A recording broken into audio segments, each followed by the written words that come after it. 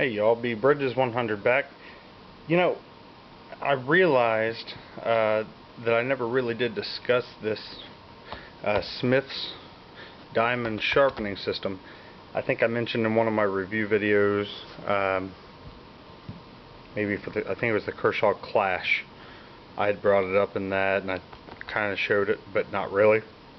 Excuse me. So I figured I'd talk a little bit about this.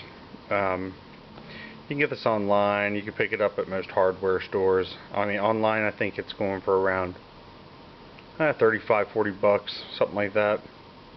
I think I got it for like 50 because I picked it up at a hardware store locally.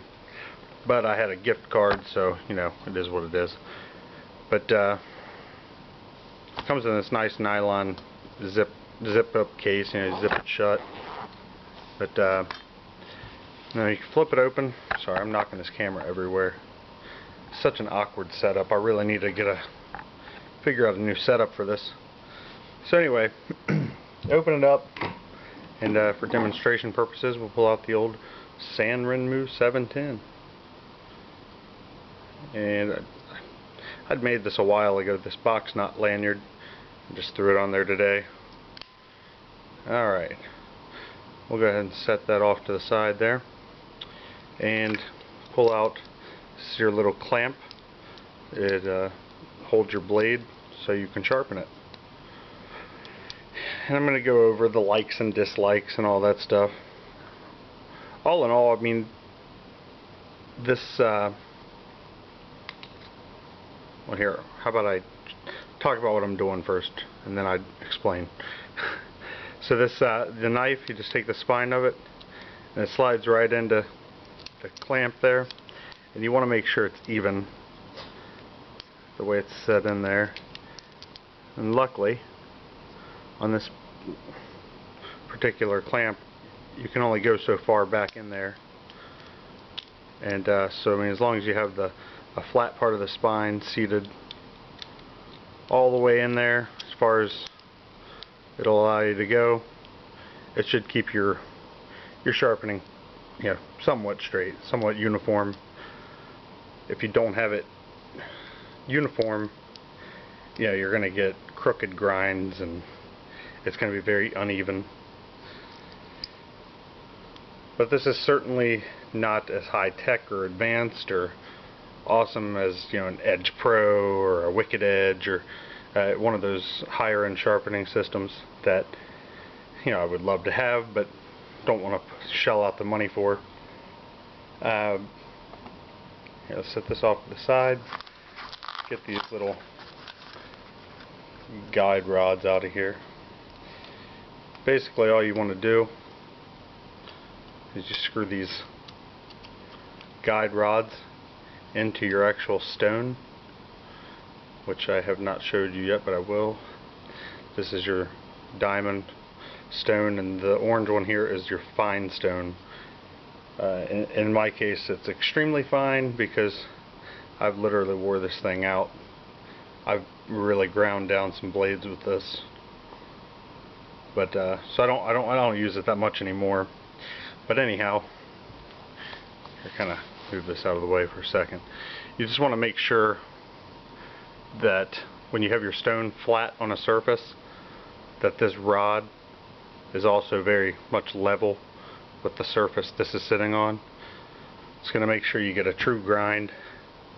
The camera makes it look different because the way the shadow is, but it's actually pretty level right there. So set this off to the side here, and then you're going to take your coarse stone, if you need a coarse stone. Of course, this is all very dependent on the shape of your, you know, the condition, I should say, of your blade, your edge. If you have to do a complete reprofile, you're going to want to start with this. This is your coarse stone, and just like with my fine stone, this one's not nearly as coarse as it used to be, not even close. Okay, there we go. Now, so we've got both of those ready to go. Both the guide rods are somewhat level. I can't really say they're level because I don't even know if this, I doubt this table is level. So anyway, you take your clamp set up here with your blade in it, and you put your guide rod through one of two holes here. Now they're set to where once they're in, the stone is going to be hitting at a set angle. There's a certain angle this is already measured out to be, roughly. I mean, it's not 100%. It's just it's I guess an estimate. It's going to be close, depending on the width of your blade, you know, the broadness of it, I should say, like from the spine to the edge. But and this is the one thing I don't care too much about this system. You know, I don't like about it so much is you only have the two angles. So let me look off camera at it. Yeah, so that's what I thought. It's either 20 degrees right here on the bottom, or 25 degrees would be your angle on each side. So I put it on the bottom. I have a 20-degree angle grind once I'm finished, and then you of course flip it over, and you're going to want to do the exact same angle to keep a nice even grind. But one thing I found with this is you don't get an even grind with it. It's not perfect. These little things these guides are just plastic, and they flex, and they're just not, it's not exactly the same angle. Or maybe that's not the problem. Maybe the problem is the clamp. I'm not real sure. In any case, I do get uneven grinds using this. So, and I can't say that all of these Smith systems would be like that. You know, I only have one example, so it's not a really good size sample size, that is. But anyhow,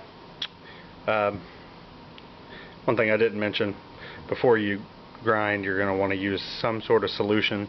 This comes with a bottle of honing solution, which I've filled with just water. This is just water. So I'll take it and drip some water onto the stones and get them lubricated like that, and then go to grinding. So it's pretty much that easy. You know, you're going to want to start, like I said, depending on your situation and the condition of your edge. If it's pretty rough and you got to completely reprofile, you're going to want to start with the coarse, move to the fine, and then of course this particular case does not come with the regular, you know, extra fine. It does have an extra fine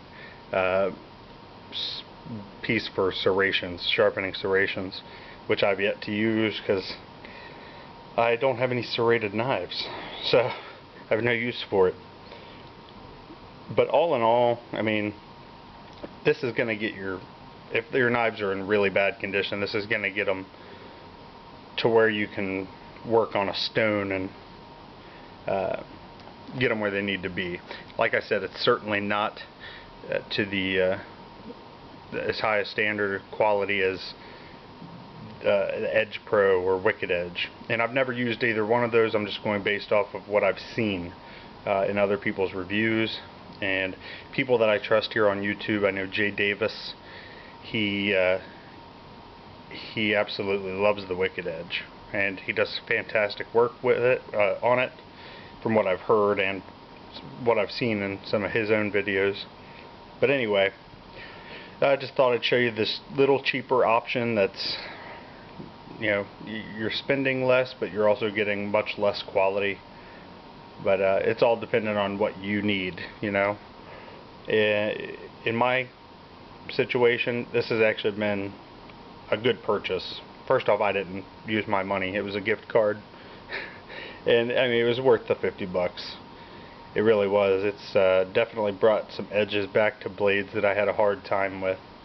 And then I was able to follow up and take them on a stone or a couple stones and really even up the grinds.